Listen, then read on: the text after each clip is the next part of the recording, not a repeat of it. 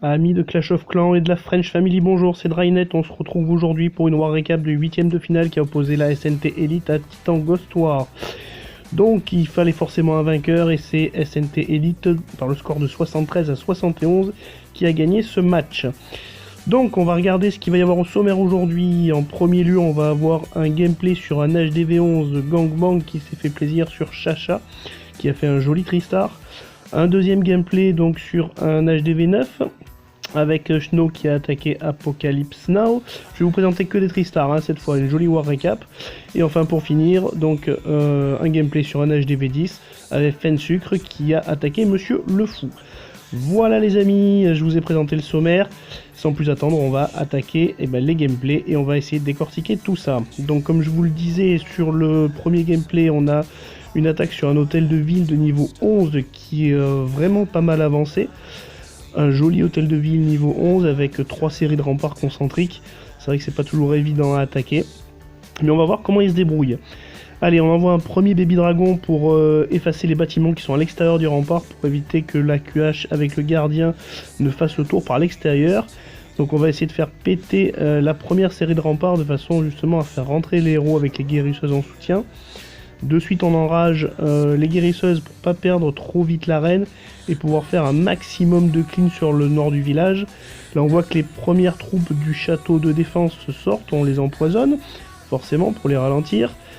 Joli travail de nettoyage donc de l'arène et du gardien, toujours avec les guérisseuses en appui qui n'ont pas pris de bombe aérienne pour l'instant, elles sont toujours en vie. Ça continue à avancer, le clean se fait impeccablement bien. Les premières Tesla qui sortent. Allez, ça avance bien, c'est pas trop mal. Le reste des troupes du château de clan qui sortent. La reine devrait pas avoir trop de mal à s'en débarrasser. Là, on va pas tarder à envoyer la deuxième phase de l'attaque, je pense. Il va falloir se dépêcher parce que sinon, après, au niveau du chrono, ça risque de faire un petit peu juste. Voilà, donc là, on voit nord-est, il y a un golem qui arrive pour commencer à tanker l'aigle artilleur. Quelques sorciers derrière pour clean les bâtiments à l'extérieur et on envoie les casse-briques pour faire entrer le max de boulistes avec le roi. Donc là on va principalement nettoyer, on va essayer de raser une moitié de village de façon à ce que derrière, vous voyez, en troupe qui reste, les Valkyries puissent aller chercher vraiment tout ce qui est au milieu, c'est-à-dire l'hôtel de ville, l'aigle, les tours de l'enfer, les souffleurs, le château, tout ce qui se trouve au milieu, pour éviter que ça tourne et que ça se retrouve pris par les tours de l'enfer au dernier moment. Voilà, donc le saut de sort bien placé, les Valkyries arrivent, il reste un sort de rage et on enrage middle village. Et là les Valkyries vont se faire un plaisir, ça va être un vrai carnage. On voit que les boulistes, ils continuent toujours à avancer, ils font un gros boulot de clean, toujours avec les guérisseuses en appui derrière. On vient de perdre les Valkyries mais c'est bon, là elles ont fait leur taf, elles ont fait ce qu'on leur avait envie qu'elles fassent. Et toujours, reine, gardien, bouliste, et ça avance tranquillement. C'est vrai que ce type de village, c'est difficile à construire l'attaque, mais une fois que les troupes sont dans les couloirs, les boulistes, ça tape à droite, ça tape à gauche, ça tape au milieu, et au final, ça fait un résultat impeccable.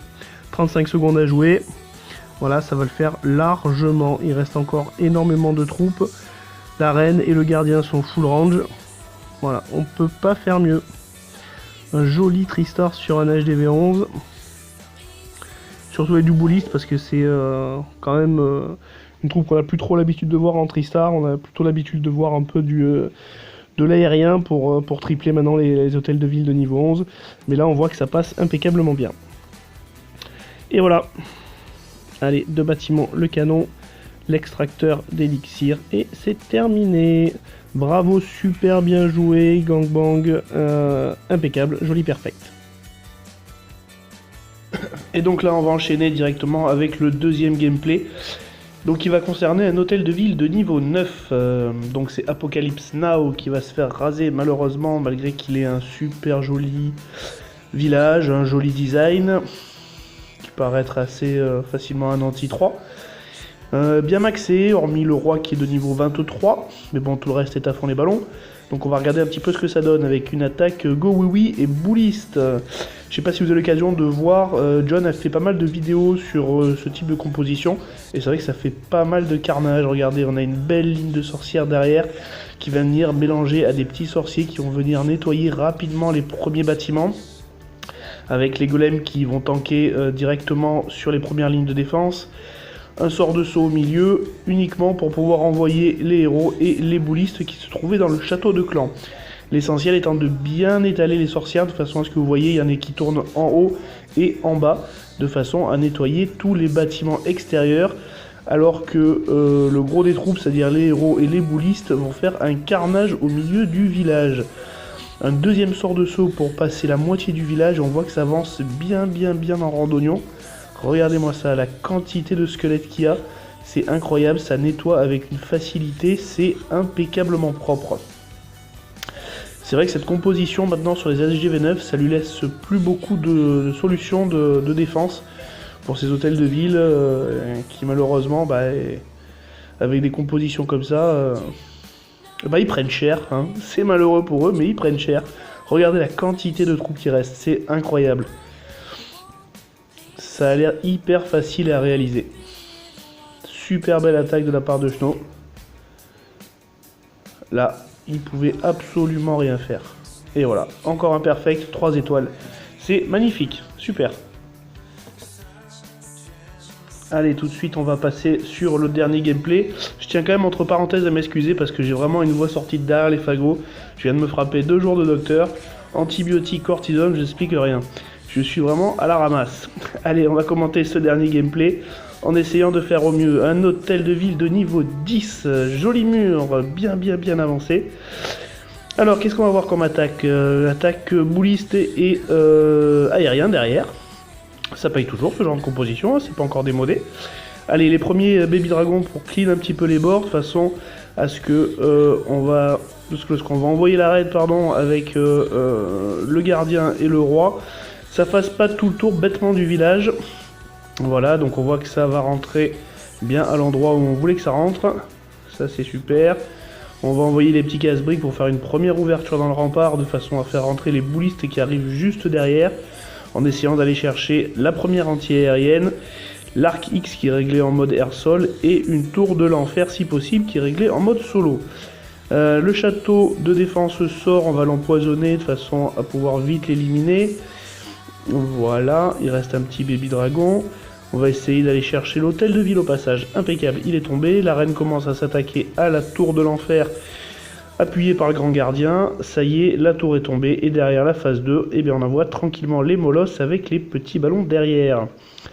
Donc les molosses vont aller traverser le village pour aller tanker la deuxième défense anti-aérienne, parce que la première a été tombée par la reine. Les sorts de speed pour ramener les au plus près des molosses.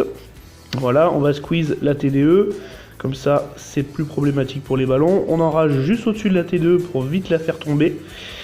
Et puis derrière, regardez, il reste juste un couloir sur les défenses restantes. Un deuxième gel pour la dernière anti-aérienne. On fait tomber les tours de sorciers.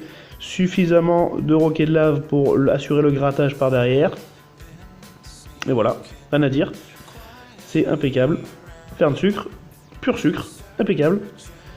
Allez, 2 tours de sorcier, il reste encore un molosse. S'il éclate, c'est impeccable. Comme ça, on aura un peu plus de roquets. Voilà qui est fait.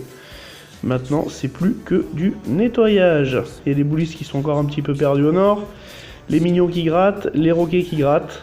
Et les ballons qui vont finir. Il me semble que il doit rester une Tesla en haut du village. La petite Tesla en scrut. Celle-là qui peut faire mal si jamais il vous reste que des roquets.